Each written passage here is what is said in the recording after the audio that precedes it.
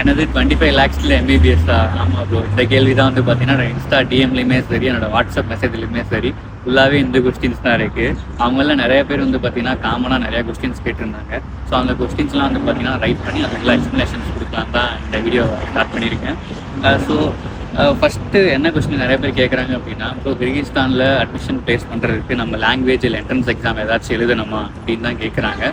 So நம்ம வந்து பார்த்தீங்கன்னா கிர்கிஸ்தானில் அட்மிஷன் பண்ணுறதுக்கு நம்ம லாங்குவேஜ் என்ட்ரன்ஸ் எக்ஸாம் அந்த மாதிரிலாம் எதுவுமே கிடையாது.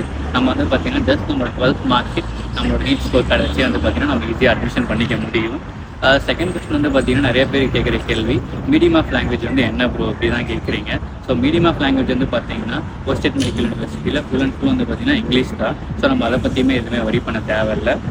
கிர்கிஸ்தானில் படிச்சுட்டு இருக்கோம், மேபி அவங்களோட லாங்குவேஜாக இருக்கும், கிர்கிஸில் ரஷ்யனாக இருக்கும் அப்படின்னு நிறைய பேர் நினச்சிட்டிங்க. பட் அந்த மாதிரிலாம் எதுவுமே கிடையாது. Medium of language full and full English தான். தேர்ட் கொஸ்டின் வந்து பார்த்தீங்கன்னா பேரண்ட்ஸ் கூட ஸ்டே பண்ணி அவங்க கூட படிக்கலாமா அப்படின்லாம் கேட்டுட்டு இருந்தாங்க. பட் கண்டிப்பாக வந்து பார்த்தீங்கன்னா பேரண்ட்ஸுமே நம்ம கூட ஸ்டே பண்ணலாம், நம்ம காலேஜ் போகலாம், அதில் எந்த இஷ்யூஸுமே கிடையாது.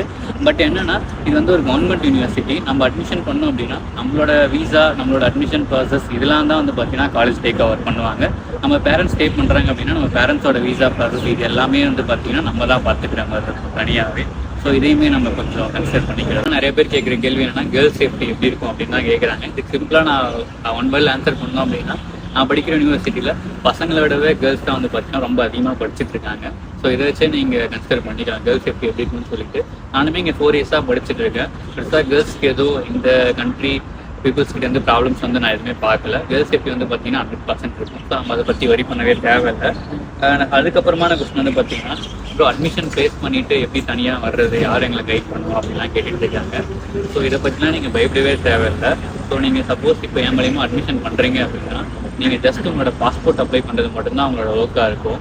ஜஸ்ட் உங்களோட பாஸ்போர்ட் அப்ளை பண்ணிவிட்டு உங்களோட ஸ்கேண்டு காப்பி நீங்கள் சென்ட் பண்ணாலே போதும். மற்ற உங்களோட வீசா ப்ராசஸ், உங்களோட அட்மிஷன் ப்ராசஸ், உங்களோட flight tickets from Tamil Nadu to Osh இது எல்லாமே வந்து பார்த்தீங்கன்னா காலேஜே பார்த்துப்பாங்க. உங்களை கைட் பண்ணி கூட்டிகிட்டு வரதுமே வந்து பார்த்தீங்கன்னா நானே தமிழ்நாட்டுக்கு வந்து உங்களை கைட் பண்ணி கூட்டிகிட்டு இது வரைக்கும் வந்துடுவேன். ஸோ நீங்கள் அதை பற்றிலாம் எதுவுமே வரி பண்ணவே தேவையில்லை. 6th கொஸ்டின் வந்து பார்த்தீங்கன்னா, ப்ரோ கிளாஸஸ் எப்படி இப்போ இருக்கும் அப்புறம் இல்லை, இது வந்து நிறையா பேரோட டவுட்ஸாக தான் இருக்குது. ஸோ கிளாஸ் வந்து பார்த்தீங்கன்னா லிட்டில் பிட் இந்தியாவை விட கொஞ்சம் டிஃப்ரெண்ட்டாக தான் இருக்கும். ஃபார் எப்படி நீங்கள் பார்த்துக்கிட்டிங்கன்னா 8 லெக்சர்ஸ் இருக்கும், 8 ப்ராக்டிகல் கிளாஸஸ் இருக்கும் 1 வீக்குக்கு. ஸோ இதை நம்ம வந்து பார்த்தீங்கன்னா டோட்டலாக 16 கிளாஸஸ். இந்த 16 கிளாஸ் தான் வந்து பார்த்தீங்கன்னா 6 டேஸில் வந்து பார்த்தீங்கன்னா ஸ்பிட் பண்ணியிருப்பாங்க.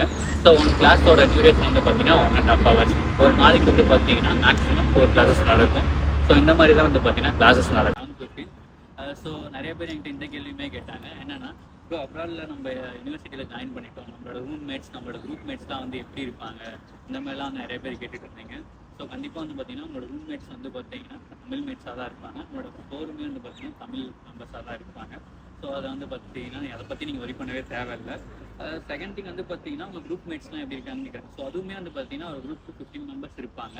அந்த 15 மெம்பர்ஸ்க்கு வந்து பார்த்தீங்கன்னா தனியாக ப்ராக்டிகல் கிளாஸஸ் நடக்கும். ஸோ அவங்க அந்த 15 மெம்பர்ஸ்மே வந்து பார்த்தீங்கன்னா தமிழ் ஸ்டூடெண்ட்ஸாக மட்டுமே தான் இருப்பாங்க. ஸோ நீங்கள் அதை பற்றிலாம் வந்து எதுவுமே வரி பண்ண தேவையில்லை. Other country students, other state students அந்த மாதிரி வந்துடுவாங்கலாம், வரி பண்ணவே தேவையில்லை. நிறைய பேர் வந்து பார்த்தீங்கன்னா நீட் ரிப்பீட்டர்ஸ், அப்புறம் நான் போன இயர் தான் நீட் எக்ஸாம் எழுதியிருந்தேன், இந்த இயர் வந்து நான் நீட் அப்ளை பண்ணவே இல்லை, அப்போ பட் ஜாயின் பண்ண முடியுமா, இந்த மாதிரிலாம் வந்து நிறைய பேர் கொஸ்டின்ஸ் கேட்டாங்க. இதுக்கு என்ன சொல்யூஷன்ஸ் வந்து பார்த்தீங்கன்னா, நம்ம 1 இயர் நீட் எக்ஸாம் எழுதணும் அப்படின்னா வந்து பார்த்தீங்கன்னா அந்த 1 இயரோட நீட் ஸ்கோர் கார்டு வந்து பார்த்தீங்கன்னா நமக்கு 3 இயர்ஸ்க்கு வேலிடாக இருக்கும். ஃபார் எக்ஸாம்பிள் நம்ம நீட் 2023 நீட் எக்ஸாம் எழுதியிருந்தோம் அப்படின்னா நம்மளால் நீட் 2025 வரைக்கும் வந்து பார்த்தீங்கன்னா அப்ராடில் அட்மிஷன் ப்ளேஸ் பண்ணிக்க முடியும். நம்ம நீட் 2023 இருக்க பாஸ் மார்க் எடுத்திருந்தாலே போதும், நம்மளால் 2025 வரைக்கும் நம்மளால் அட்மிஷன் ப்ளேஸ் பண்ணிக்க முடியும். ஸோ இது வந்து நிறைய பேருக்கு தெரியறதில்லை, இதையுமே தெரிஞ்சுக்கோங்க. லைக் அதே மாதிரி வந்து பார்த்தீங்கன்னா காலேஜில் வந்து பார்த்தீங்கன்னா நான் படிக்கிறது ஒரு கவர்மெண்ட் யூனிவர்சிட்டி தான். ஸோ இந்த யூனிவர்சிட்டியில் வந்து லிமிட்டட் சீட்ஸ் தான் வந்து பார்த்தீங்கன்னா நமக்கு அவைலபிளாக இருக்கும். ஸோ நம்ம எந்த அளவுக்கு நம்மளால் சீக்கிரமாக சீட்ஸை ரிசர்வ் பண்ண முடியுமோ அந்த அளவுக்கு நம்ம ரிசர்வ் பண்ணி வச்சுருக்கிறது நமக்கு சேஃபாக இருக்கும் கண்டிப்பாகவே. அதே மாதிரி வந்து பார்த்தீங்கன்னா இந்த கேள்வியுமே நிறைய பேர் கேட்டாங்க, அப்புறம் எஃப்எம்ஜி பற்றி நிறைய பேர் நெகட்டிவிட்டி தான் ஸ்ப்ரெட் பண்ணுறாங்க, என்ன விஷயம் அப்படின்னு கேட்டாங்க. எஃப்எம்ஜி வந்து பார்த்தீங்கன்னா கண்டிப்பாக ஒரு டஃப்பான எக்ஸாம் தான், அதை நான் இல்லைன்னு சொல்லலை.